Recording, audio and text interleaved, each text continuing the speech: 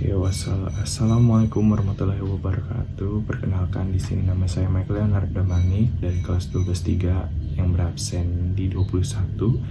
Di sini saya akan menjelaskan tentang peristiwa pertempuran Surabaya yang terjadi pada tanggal 10 November. Pertama itu ada apa itu pertempuran Surabaya. Nah, pertempuran Surabaya itu pertempuran terjadi karena adanya cekcok antara pejuang Indonesia dengan sekutu, yang dimana sekutu itu berisikan tentara dari Inggris, Belanda, atau yang biasa disebut dengan Nica. Dimana terjadi peristiwa tersebut. Peristiwa tersebut terjadi di Surabaya.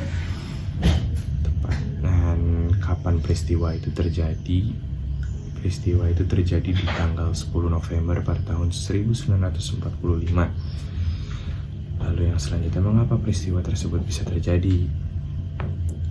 Peristiwa tersebut terjadi karena adanya cekcok antara pejuang Indonesia dengan tentara sekutu.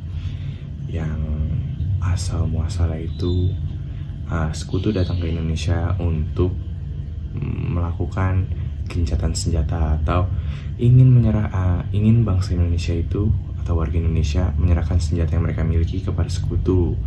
Lalu juga disusul dengan tewasnya Jenderal Malabi saat melintasi gedung Internatio, yang waktu itu tuh Jenderal Malabi tewasnya karena dilempar bom, dan pada akhirnya mobil tersebut meledak yang akhirnya menewaskan Jenderal Malabi.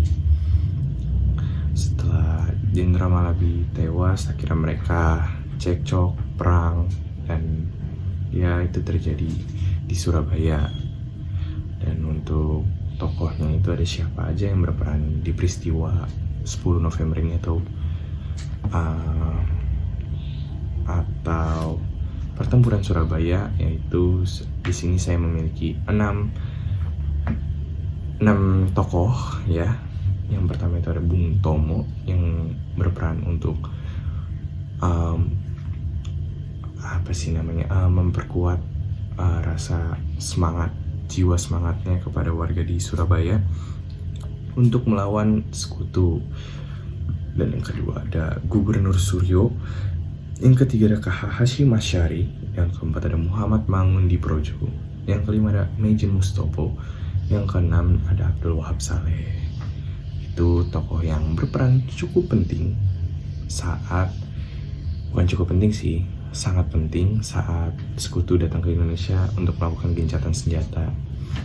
Dan pertanyaan selanjutnya di sini, bagaimana dampak yang terjadi dalam peristiwa tersebut?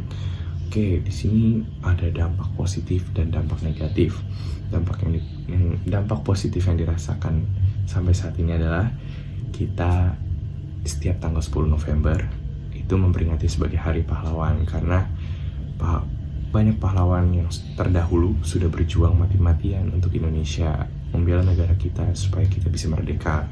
Dan dampak negatif yang dirasakan itu banyak korban jiwa yang terjadi di Surabaya, yang kurang lebih memakan sekitar 16.000 korban pejuang di Indonesia dan 6.000 korban sekutu, tentara sekutu. Dan yang kedua ada kerusakan infrastruktur, banyak bangunan-bangunan di sana yang hancur lebur karena terjadinya perang tersebut. Dan yang terakhir ada trauma atau luka yang mendalam pada istri ataupun suami, anak, ya keluarga-keluarga mereka yang di sana melakukan perang demi memperjuangkan bangsa Indonesia. Dan dari mana saya mendapatkan pertanyaannya? Saya membuat storyboard di sini, Pak.